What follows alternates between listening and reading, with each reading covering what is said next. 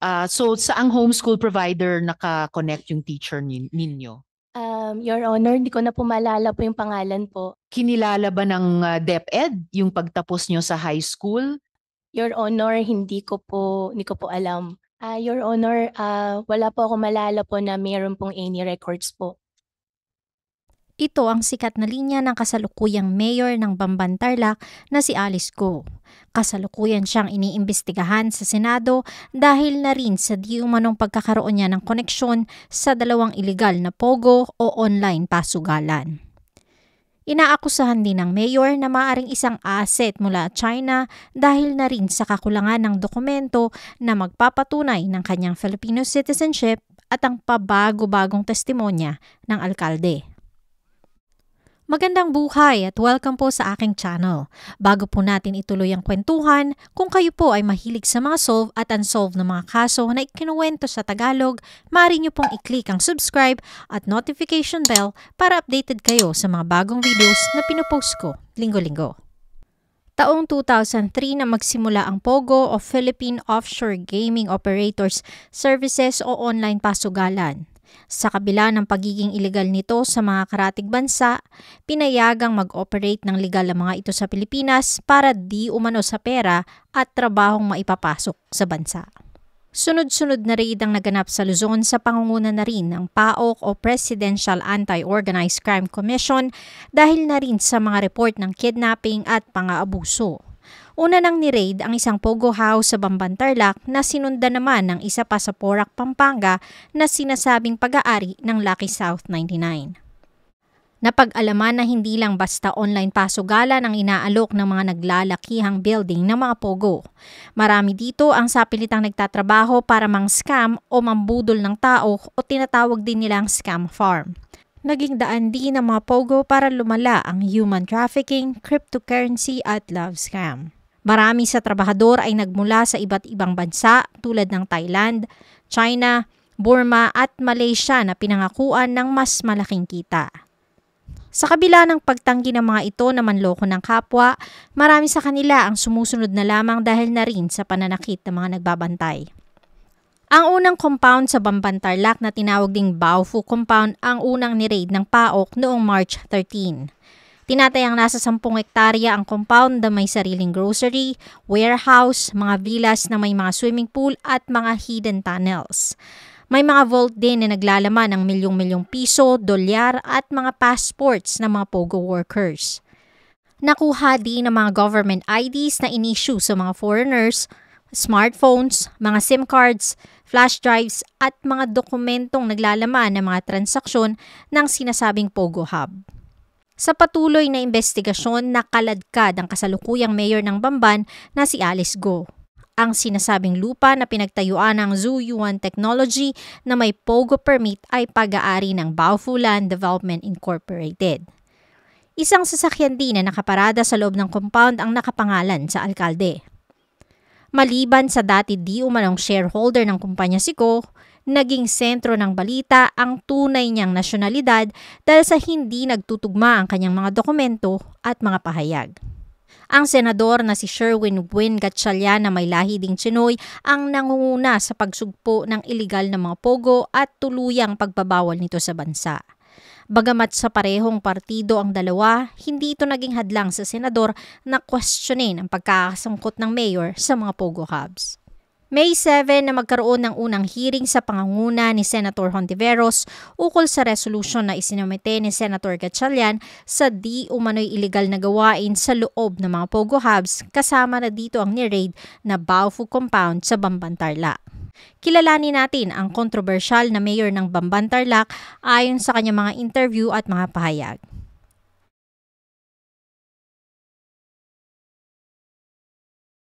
Si Alice Lealgo ay nanalo bilang kauna-unahang babaeng mayor ng Bamban Tarlac noong June 2022.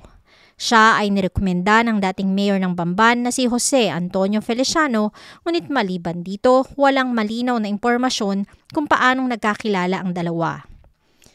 Ayon sa 38 years old na mayor, lumaki siya sa kanilang farm kasama lamang ang kanilang mga kasambahay at trabahador. Sinabi niya din na hindi na niya nakilala ang kanyang ina dahil sanggol pa lamang siya nang iwan ito sa pangangalaga ng kanyang ama. Ang di umano'y biological mother niya ayon daw sa kwento ng kanyang ama ay si Amelia Leal na dati nilang kasambahay. Dagdag pa niya, sa bahay siya ipinanganak kung saan hindi na daw niya maalala ang eksaktong address. Maliban sa pagkakaroon ng Philippine passport, pinagdiinan niya na ang kanyang biological mother ay isang Filipino citizen kaya siya ay Filipino. Hindi naman niya itinanggi na Chinese citizen ang kanyang ama na si Angelito Go o Jianzong Go. Kwento pa niya, hindi siya nagkaroon ng formal na edukasyon dahil hinomeschool siya ng kanyang ama hanggang high school under sa tutorial ng tinatawag niyang Teacher Rubilin. Nilinaw niya sa isang interview na ang pagiging homeschool niya ay hindi rin sakop ng formal homeschooling ng DepEd. Itinago daw siya sa farm ng kanyang ama kung saan nakatutok lamang siya sa mga dapat matutunan sa kanilang negosyo. Wala daw siyang naging kaibigan dahil mga trabahador lamang ang madalas niyang kasama. Maliban sa pag-aalaga ng kanilang mga baboy, na-expose na din daw siya sa mga suppliers para sa pangangailangan ng kanilang piggery. Sa kabila ng sinasabing pagtatago ng kanyang ama kay Go sa kanilang farm, pinagdiinan ng mayor na marami daw ang nakakakilala sa kanya. Sinabi niya din na dahil sa pagiging negosyante ng kanyang ama, nanirahan din sila sa Marilao at Muson sa Bulacan. Nagkaroon din sila ng factory sa Valenzuela at sa Dao, Pampanga. Walang naging malinaw na kwento ang mayor tungkol sa kanyang pagkabata. Paulit-ulit lamang niyang pinagdiinan na itinago at lumaki siya sa farm.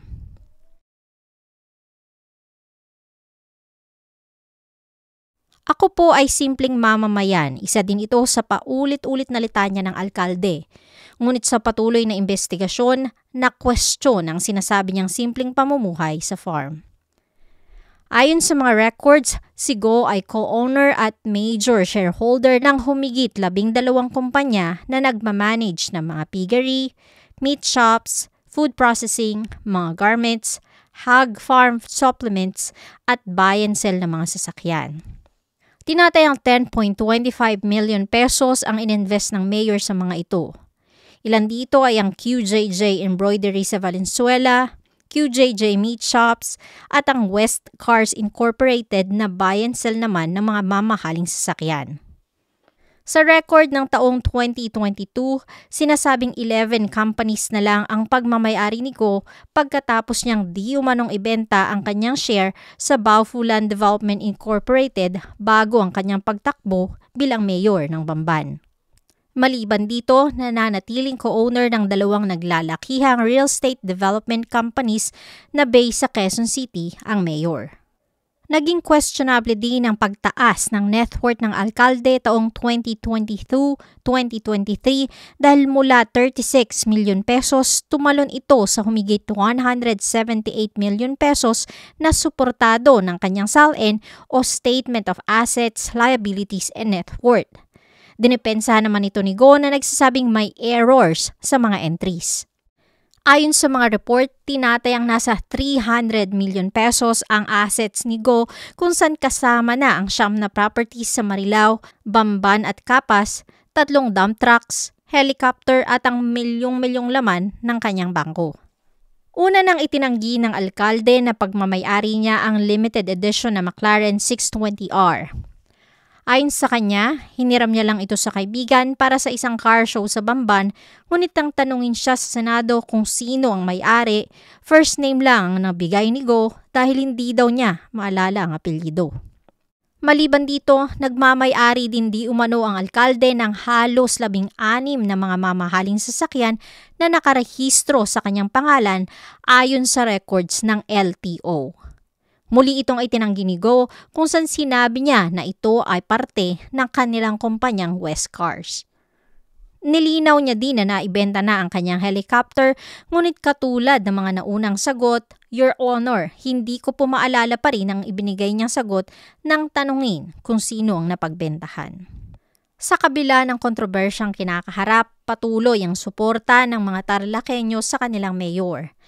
May ilang residente ang nagsabit pa ng banner para ipakita ang pagmamahal kay Go. Ayon pa sa kanila, malaki ang naging ambag ng mayor sa pag-asenso ng Bamban.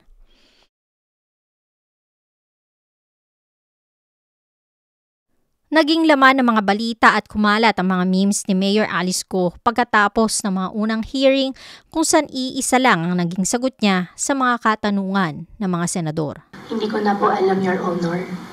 Sa patuloy na pagdinig, lumabas ang mga dokumento na kumukwestiyon sa totoong pinagmulan at estado ng citizenship ng alkalde. Ayon sa SIRV o Special Investor Resident Visa na programa ng bansa para sa mga foreign investors na pinapayagang manirahan ng legal sa Pilipinas, dumating sa bansa ang isang Go Huaping taong 2003.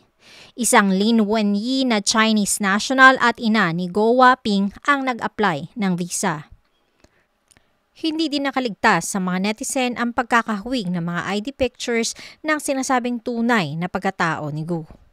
June 27, 2024, kinumpirma ng NBI na ang mayor na si Alice Go at Go Huaping ay iisang tao lamang ayon sa kanilang fingerprints. Bago pa ito, na-question na si Alice Go dahil sa pabago-bago niyang testimonya at patuloy na pagsagot ng Your Honor, hindi ko na po maalala. Ayon sa birth certificate ni Alice Go na narehisto lamang nitong 2005, siya ay pinanganak sa Matatalaib, Tarlac noong July 12, 1986.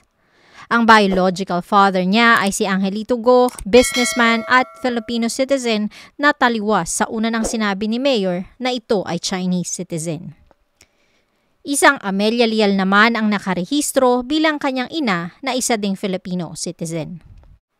Ayon sa PSA o Philippine Statistic Authority, maaaring walang nag-e-exist o hindi pinanganak sa Pilipinas sina Amelia o Angelito Go dahil na rin sa wala itong kahit anong record ng birth o marriage certificate.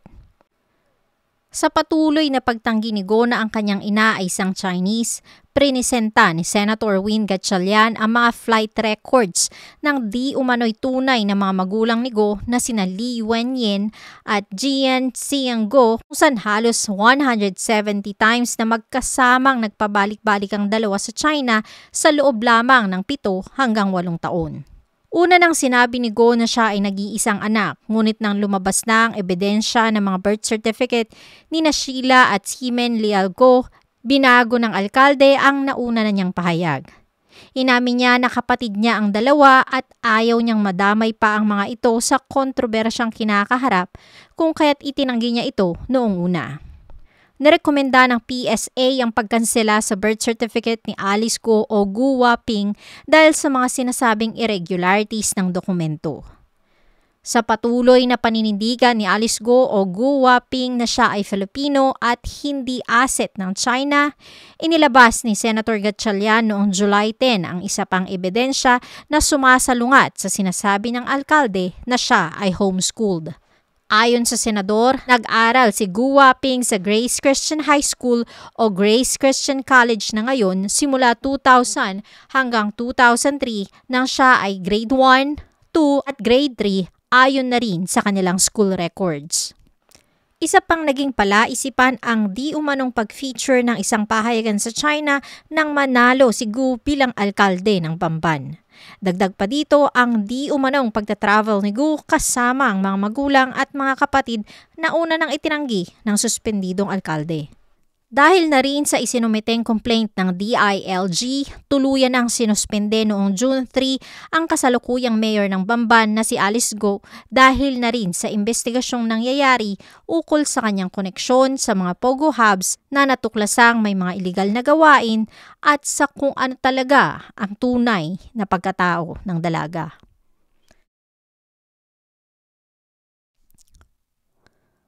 Natuon man ang pansin ng karamihan sa nangyayaring Senate hearing sa totoong intensyon at pagkatao ni Alice Go o Go Huaping, patuloy pa din ang pagkalap ng ebidensya sa totoong koneksyon ng suspendidong alkalde sa mga Pogo hubs.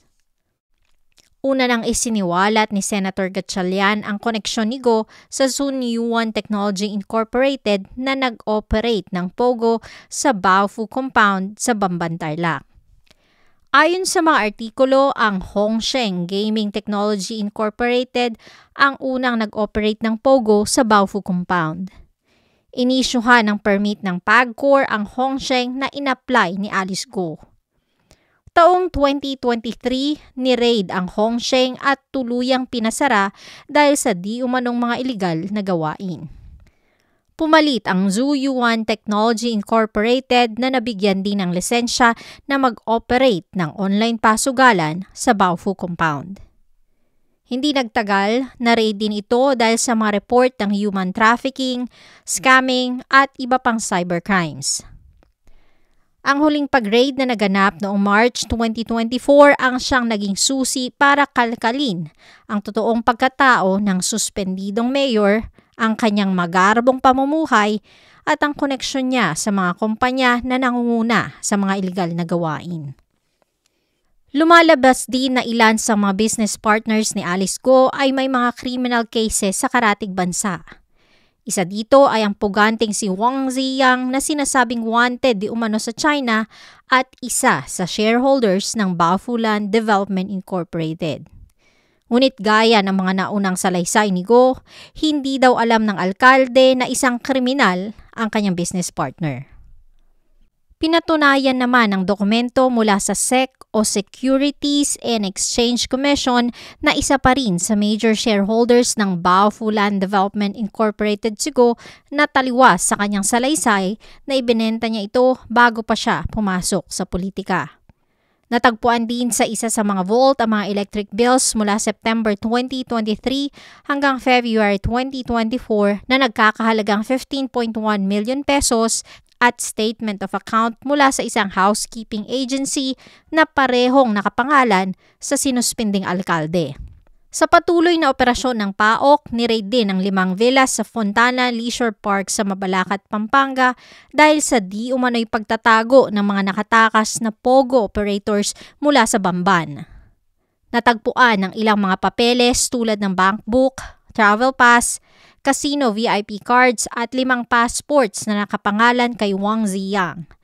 Maliban sa mga nakalap na ebidensya, hinihinalang 2 sa mga incheck na naaresto ay kamag-anakan ng puganting si Ziyang.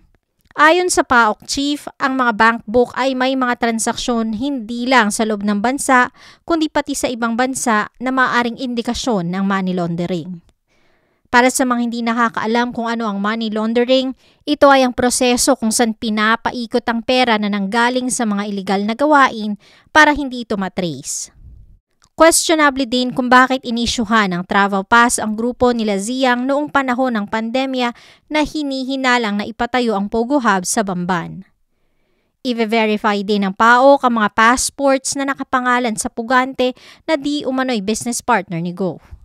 Sa patuloy na paggulong ng investigasyon sa Senado, sa pangalawang pagkakataon, hindi umaten ng hearing noong July 10 ang suspendidong alkalde dahil di umano sa tromang kanyang naranasan sa mga unang pag-attend.